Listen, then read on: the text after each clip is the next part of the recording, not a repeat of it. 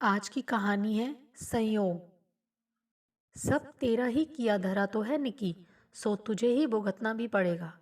अर्पिता ने रुखाई से कहकर फोन रख दिया। वैसे अर्पिता का कहना था भी सही। निक्की तो उस रोज जिद करके सबको सूरजकुंड मेला दिखाने ले गई थी। मेले में घूमते हुए अचानक पापा की ममेरी बहन रूपा बुआ मिल गई।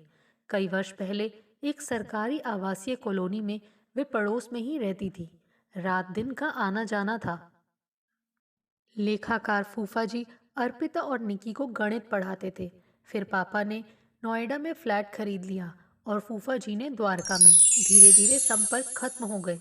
आज मिलकर सब बहुत खुश हुए और गपशप करने के लिए एक रेस्टोरेंट में जाकर बैठ गए। अर्पिता तो सॉफ्टवेयर इंजीनियर बन गई। तू क्या बनेगी निकी? फूफा जी ने पूछा। आपकी दी शिक्षा को सार्थक कर रही हूँ फूफा जी। कॉमर्स कॉलेज में लेक्चरर हूँ और पीएचडी की तैयारी भी कर रही हूँ। बड़ी खुशी हुई ये सुनकर, रूपा बोली। लेकिन इनके शादी ब्याह के बारे में क्या कर रहे हो उदय भैया? अभी तो कुछ सोचा नहीं। दोनों ही अपने अपने कैरियर को बनाने में व्यस्त हैं। उदय शंकर ने कहा। कैरियर तो उम्र भर बनता रहेगा, लेकिन शादी की एक खास उम्र होती है और अच्छे लड़के लड़कियों के रिश्ते इसी उम्र में हो जाते हैं। अर्पिता 27 साल की हो रही है। जल्दी से इसके लिए लड़का तलाश करो, वरना तुम्हें भी शंभू दयाल जी वाली परेशानी होगी। रूपा बोली। शंभू दयाल कौन? वही पंडारा रोड वाले आपके मुंह बोले जेठ। मम्मी ने पूछा। कहाँ हैं वे आजकल? उनका बेटा ओमी रामजस कॉलेज में व्याख्याता है ना। कॉलेज के पास ही राजेंद्र नगर में रहते हैं। रूपा बोली। और उनकी परेशानी क्या है? उदय शंकर ने पूछा। लड़कियों की शादी को लेकर परेशान होंगे, मम्मी बोली। 4 लड़कियां थी ना उनकी। लड़कियां तो सब ब्याह गई अनीता भाभी। रूपा उस सांस लेकर बोली। बहनों को ब्याहने और डिग्रियां लेने के चक्कर में ओमी कुंवारा रह गया। सर्वगुण संपन्न लड़का है, लेकिन 33 साल की उम्र की वजह से अच्छी लड़की ही नहीं मिल रही। बहुत परेशान है सब। तो आप सबकी परेशानी हल कर दो ना रूपा बुआ। निक्की ने चुटकी ली। 27 साल की अर्पिता दीदी और 33 साल के ओमी भाई की शादी करवाकर। अरे, क्या कमाल का आइडिया दिया है छोरी तूने। रूपा बुआ फड़क कर बोली। और संयोग से वे सब भी यहाँ आए हुए हैं। फूफा जी चहके। शंभू से मोबाइल पर बात करवाता हूँ। ये लो, उधर देखो, वह रहे वे लोग। अपनी टेबल पर बुला लेते हैं। फूफा जी के साथ उदय शंकर, अनीता और रूपा भी लपक ली। यह क्या बदतमीजी है निकी? अर्पिता ने आंखें तरेरी। पहले तो खरीदारी के बहाने यहाँ लाकर शाम खराब की, और अब यह शादी का शोशा छोड़ दिया। इससे पहले कि निकी कुछ बोलती, अर्पिता की नज़र अपनी सहेली ओमी की छोटी बहन सरला पर पड़ी और वह लपक कर उससे मिलने चली गई। 2-3 मेज़ों को जोड़कर एक लंबी मेज़ बनाई गई और चाय नाश्ते का ऑर्डर कर सब बातों में तल्लीन हो गए। केवल ओमी और निकिता उर्फ निकी चुप थे। उम्र में फर्क जरूर था, लेकिन बचपन की जान पहचान तो थी ही। सो ओमी ने अपनी कुर्सी निकिता के पास सरका ली। यह सुनकर कि निकिता भी उसी की विषय की लेक्चरर है, ओमी बड़ा प्रभावित लगा। उसने बातों बातों में यह बताया कि वह अगले दिन लंदन स्कूल ऑफ इकोनॉमिक्स में हो रहे सेमिनार में भाग लेने जा रहा है। निकिता को इस सेमिनार के बारे में कोई जानकारी नहीं थी। ओमी ने उसे उन वेबसाइटों के बारे में बताया जिन पर इस तरह की जानकारियां मिलती थी और ज्ञान को अपडेट किया जा सकता था। निकिता बड़ी दिलचस्पी से ओमी की बातें सुन रही थी और भी बहुत कुछ पूछना चाहती थी, लेकिन अर्पिता और सरला उसे अपने साथ शॉपिंग के लिए ले गईं।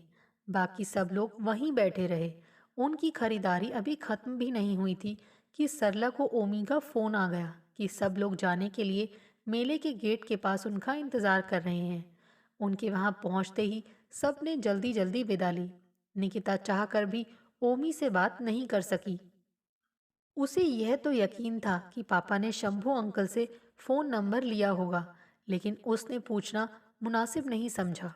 सरला से मिलने के बाद अर्पिता का सुधरा मूड ओमी का नाम सुनकर फिर बिगड़ सकता था। वैसे भी जब अर्पिता गाड़ी चलाती थी तो मम्मी पापा काफी तनाव में रहते थे, और आज तो ट्रैफिक भी और दिनों के मुकाबले अधिक था। सो रास्ते भर सब चुप रहे। घर आते ही निक्की तो कंप्यूटर पर ओमी की बताई वेबसाइट देखने में व्यस्त हो गई और अर्पिता मोबाइल पर बात करने में। मम्मी पापा टीवी देखने लगे और मेले में मिले लोगों के बारे में कोई बात नहीं हुई। रविवार था, इसीलिए अगली सुबह सभी रोज के मुकाबले देर से उठे और नाश्ता भी देर से बना। तुम दोनों का आज क्या प्रोग्राम है? माँ ने नाश्ते के दौरान पूछा। मुझे तो लंच के बाद कुछ देर को बाहर जाना है, अर्पिता बोली। निकी तो कंप्यूटर से चिपकी रहेगी शायद। निक्की ने राहत की सांस ली। अर्पिता के जाने के बाद वह पापा से नंबर लेकर ओमी से बात करेगी। उसे अपनी कुछ शंकाओं का निवारण करना था, लेकिन इससे पहले कि वह कुछ बोलती, दरवाजे की घंटी बजी। नौकर ने दरवाज़ा खोला। सामने शंभू दयाल सपरिवार खड़े थे। माफ़ करना उदय भाई, इस तरह बिना बताए आ धमकने को, लेकिन मजबूरी है। सरला को दोपहर की गाड़ी से लखनऊ वापस जाना है और हम तीनों को लंदन। सो जो बात कल शुरू की थी उसे जाने से पहले पूरी करना चाह रहे हैं। शंभू दयाल सांस लेने को रुके। ओमी की रजामंदी तो मैंने ले ली है। तुमने अर्पिता से बात कर ली होगी। हतप्रभ से खड़े उदय शंकर ने इनकार में सिर हिलाया। अभी तो नहीं, कोई बात नहीं। शंभू दयाल ने आराम से सोफे पर बैठते हुए कहा, अब कर लेंगे। वैसे अर्पिता सरला को बता चुकी है कि शादी तो वह भी करना चाह रही है, लेकिन यही सोचकर डरती है कि कहीं शादी के बाद इतनी मेहनत से बनाए करियर का बंटाधार न हो जाए। ओमी से शादी करके ऐसा नहीं होगा, मैं इस बात की गारंटी देने को तैयार हूँ। ओमी हंसा, क्योंकि ना तो मैं अवार्ड विनिंग किताबें लिखने का मोह छोड़ सकता हूँ और ना मम्मी अपनी गृहस्थी की बागडोर का। सो हमें तो अपने करियर को सर्वोपरि मानने वाली लड़की ही चाहिए। इसके बाद कहने सुनने को कुछ रह ही नहीं जाता, सरला बोली। ओमी भैया और परिवार के बारे में तो तुम अच्छी तरह से जानती हो अर्पिता, फिर भी कुछ पूछना है तो पूछ लो। ओमी भैया से यहीं या अकेले में? यहीं पूछूंगी सबके सामने कि शादी के बाद राजेंद्र नगर से सुबह 9 बजे नोएडा ऑफिस पहुंचने के लिए कितने बजे घर से निकलना होगा और शाम को 7-8 बजे छूटने के बाद घर कब पहुंचा करूंगी? अर्पिता ने चुनौती के स्वर में पूछा। सवाल तो वाजिब है, लेकिन उसके जवाब में उलझने के बजाय मैं ये बताना चाहूँगा कि लंदन से लौटने के बाद मैं ये नौकरी छोड़ रहा हूँ। ओमी ने गंभीर स्वर में कहा। मुझे नोएडा में एक अंतर्राष्ट्रीय संस्थान में बेहतर नौकरी मिल चुकी है और मेरे पास 3 महीने का ज्वाइनिंग टाइम है। मैंने अपनी अर्जित छुट्टियों का सदुपयोग माँ पापा को लंदन दिखाने में करना चाहता हूँ। सो लौटने के बाद रामजस कॉलेज की नौकरी छोड़ूंगा। और कोई शंका तो नहीं रही अब। शंभू दयाल ने सबकी ओर देखा। सो समय व्यर्थ मत करो सुभद्रा, पकड़ाओ बहू को शगुन और पक्का करो रिश्ता। ठहरिए भाई साहब, अनीता पहली बार बोली। ऐसे थोड़े ही रिश्ते पक्के होते हैं। आप तो शगुन लेकर आ गए, मगर हमारे पास तो कोई तैयारी नहीं है। तो हमारे पास ही कौन सी तैयारी है? सुभद्रा बोली। हम भी नकद दे रहे हैं। आप भी नकद दे दो। नकद नहीं है तो चेक पकड़ा दो। 2 महीने बाद आकर कैश करवा लेंगे। तो यह शगुन भी 2 महीने बाद ही कर लें। नहीं भाई उदय शंकर, शंभू दयाल ने बात काटी। शगुन यानी बात पक्की तो हम अभी करके ही जाएंगे। अब तुमसे क्या छुपाना, तुम्हें तो पता ही है कि मेरे भाई व बहनोई इंग्लैंड में रहते हैं। वे जब तब ओमी को वहाँ बसाने के लिए उसके लिए वहाँ की लड़कियों के रिश्ते सुझाते रहते हैं, जो हम नहीं चाहते। अब जब वहां जाने से पहले संयोग से ओमी के उपयुक्त लड़की भी मिल गई है, तो क्यों ना बात पक्की करके जाऊं। और इससे पहले कि वे कोई लड़की सुझाएं, मैं उन्हें ये खुशखबरी दे दूं कि तुम्हारी बेटी मेरी बहू बन रही है। ये बात तो 16 आने सही है। उदयशंकर ने अर्पिता की ओर देखा। तू क्या कहती है बेटी? मैं क्या कहूँ पापा, अर्पिता ने असहाय भाव से कहा। मेरी बस एक विनती है कि यहाँ शादी की बात अभी किसी को ना बताई जाए। हमारे पास तो किसी को बताने का समय है नहीं, क्योंकि हम तो आज रात को ही लंदन जा रहे हैं। सुभद्रा बोली। तुम्हारे घर वाले क्या करते हैं ये तुम जानो। मम्मी का कैश तो तैयार पड़ा है आंटी जी। आपको जो भी देना है जल्दी से लाओ, ताकि रोके की रस्म करें। मिठाई विठाई के चक्कर में मत पड़िए। मेज पर अंगूर रखे हैं, उनसे मुंह मीठा करवा दीजिए सबका। सरला ने कहा। चल अर्पी, इधर बैठ सोफे पर। आप भी इधर आ जाओ ओमी भैया। दीदी को कपड़े तो बदलने दीजिए, निकिता हंसी। रहने दे, इसके कपड़े बदलने के चक्कर में मेरी ट्रेन छूट जाएगी। सोच क्या रही हो मम्मी, खोलो अपना बटुआ। सरला ने जल्दी मचाई। उसके बाद घर में जो था वही जल्दी जल्दी खाकर 2 महीने बाद मिलने का वादा करके सब लोग चले गए। यह सरला भी ना बिल्कुल नहीं बदली, किसी को कुछ सोचने का मौका ही नहीं देती। अनीता ने लंबी सांस लेकर कहा, तू क्या कहती है अर्पी, जो हुआ ठीक ही हुआ ना। ये मैं कैसे कह सकती हूँ मम्मी, क्योंकि मैं इस परिवार में किसी को इतना नहीं जानती कि उन्हें तुरंत नकार या स्वीकार कर सकूं। अर्पिता के स्वर में तल्खी थी। घर वर के अच्छे होने के बारे में तो खैर कोई शक ही नहीं है, लेकिन अर्पी जो कह रही है वो भी ठीक है। फिक्र मत कर बेटी, हम अगला फैसला करने से पहले तुझे और ओमी को एक दूसरे का जानने का मौका देंगे, उदय शंकर ने आश्वासन दिया। और इस दौरान हम इस बारे में कोई बात नहीं करेंगे, अर्पिता ने धीरे से कहा। लंच के बाद अर्पिता को बाहर जाते देखकर अनीता ने शंकित स्वर में पूछा, कहाँ जा रही है? आपको बताया तो था मम्मी कि दोपहर को कुछ देर के लिए बाहर जाऊंगी, कहकर अर्पिता चली गई। और जब वह लौट कर आई तो बिल्कुल सामान्य लग रही थी। घर में जो फल थे मम्मी, वे तो आपके बिन बुलाए मेहमान खा गए, सो मैं फल ले आई हूँ। उसने लिफाफे मेज पर रखते हुए कहा, बड़ा अच्छा किया अर्पी, मैं सोच ही रही थी कि बाप बेटियों में से किससे कहूँ कि मुझे बाजार ले चलो। आपको बाजार जाना है तो अभी चलिए। तू भी चलने की, कल जो कपड़े लाए हैं वे टेलर को भी तो देने हैं। इसके बाद जीवन पुरानी गति से चलने लगा। केवल पति पत्नी अकेले में कितना और क्या खर्च करेंगे, इस पर बातचीत करते थे। शंभू दयाल के परिवार के लौटने से कुछ सप्ताह पहले एक शाम अर्पिता अपने सहकर्मी प्रणय के साथ आई। प्रणय अकेला रहता था, सो अक्सर अनीता उसे खाने पर बुला लिया करती थी। उदय शंकर को भी उसके साथ शतरंज खेलना पसंद था। पापा आ गए हैं मम्मी? अर्पिता ने उतावली से पूछा। हाँ, अपनी स्टडी में हैं, बुलाती हूँ। नहीं मम्मी, हम सब वहीं चलते हैं। निकी आ गई हो तो उसे भी बुला लीजिए। मुझे आप सबको कुछ बताना है, अर्पिता ने पापा के कमरे में जाते हुए कहा।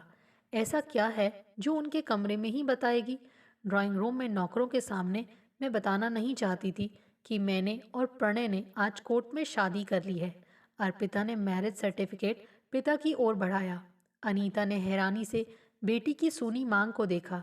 निकी भी भौचक्की सी खड़ी थी, लेकिन उदय शंकर ने संयत स्वर में कहा, चुपचाप कोर्ट मैरिज की क्या जरूरत थी बेटी? हमसे कहती तो हम धूमधाम से तुम्हारी शादी प्रणय से कर देते। अगर ओमी वाला ड्रामा होने से पहले कहती तो। अर्पिता ने बात काटी। मैं और प्रणय शादी इसीलिए टाल रहे थे कि इसका असर हमारे करियर पर पड़ेगा। जब सरला ने, जो स्वयं एक सफल सॉफ्टवेयर इंजीनियर है और एक बच्चे की माँ भी है, बताया कि यदि पति पत्नी के बीच सही तालमेल हो तो कुछ भी असंभव नहीं है। वह बच्चे को सास और पति के पास छोड़कर यहाँ आई हुई थी, तो मुझे बात समझ में आई। और फिर ये डर था कि कहीं आप लोग निक्की के शोशे को गंभीरता से ना ले लो, सो मैंने रात को प्रणय को सब बताया। इसने कहा कि कल मिलने पर बात करेंगे, लेकिन इससे मिलने के पहले ही रोका हो गया। दीदी, ये बात आपको रोके की रस्म होने से पहले सबको बता देनी चाहिए थी, निक्की बोली। प्रणय से बगैर पूछे मैं कैसे कुछ वादा करती, और फिर मौका भी नहीं मिला। रोके को रोकने को जो भी हम कहते थे उसे वे लोग काट देते थे।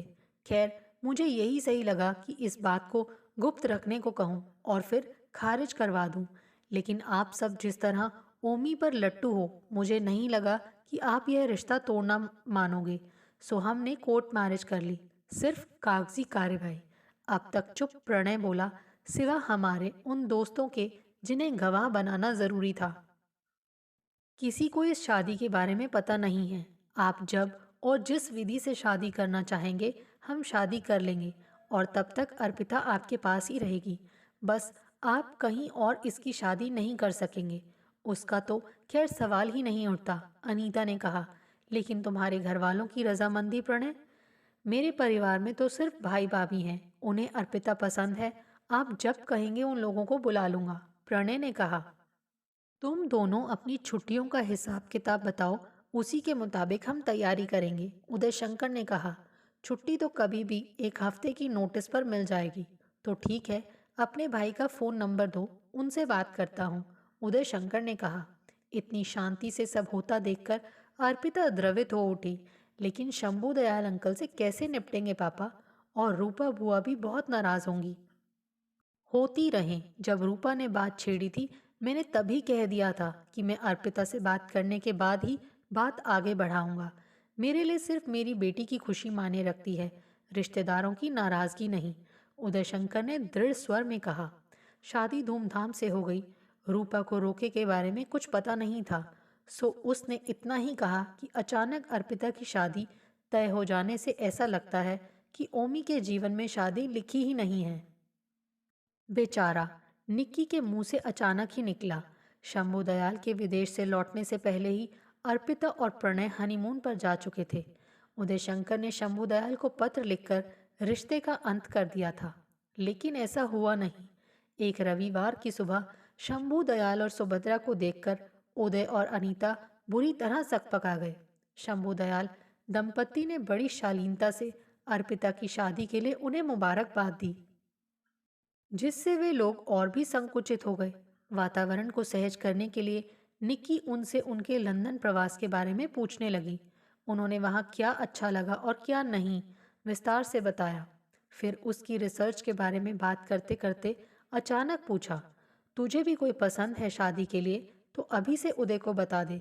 नहीं अंकल, इस रिसर्च के चक्कर में कपड़े तक तो पसंद करने का समय नहीं मिलता। थीसिस पूरी कर लूं, फिर आसपास देखूंगी और कोई पसंद आया तो आपको बता दूंगी। पक्का? अभी कोई पसंद नहीं है? 100%। अंकल, अगर इसे कोई पसंद होता ना तो ये कब का ढिंढोरा पीट चुकी होती भाई साहब, अनीता ने कहा। यह अर्पिता की तरह धीर गंभीर नहीं है। सच मानिए, प्रणय को हम बरसों से जानते हैं, मगर कभी ख्याल ही नहीं आया कि उससे रिश्ता जुड़ सकता है, वरना हम आपको परेशान नहीं करते। परेशानी तो अब होगी अनीता जी, जब लंदन वाले सगाई व शादी की तारीख पूछेंगे। क्या बताएंगे उन्हें कि जिस लड़की से रिश्ता करके हमने उनके सुझाए रिश्तों को नकारा था, उसकी तो कहीं और शादी हो गई। सुभद्रा ने कहा।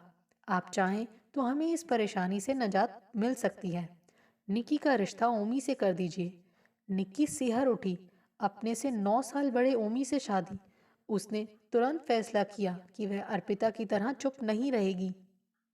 ये उसकी जिंदगी है और वह इसके बारे में शंभू अंकल से खुद बात करेगी। आपको शायद मेरी उम्र मालूम नहीं है।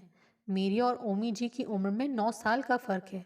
ऐसी बेमेल जोड़ी बनाने की बात तो सोची भी नहीं जा सकती। निकी मम्मी पापा के बोलने से पहले ही बोल पड़ी।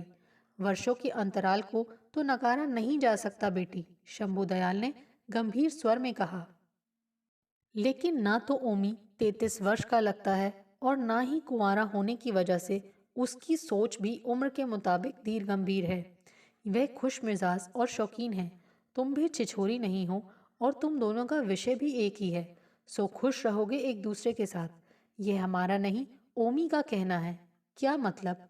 ये प्रस्ताव ओमी का है, अनीता ने चौंक कर पूछा। सुझाव कहना बेहतर होगा। असल में मैं यह सोचकर परेशान हो रहा था कि मैं अपने रिश्तेदारों को किस मुंह से रिश्ता तोड़ने की बात बताऊं, तो ओमी ने सुझाया कि हम निकी का हाथ मांग लें।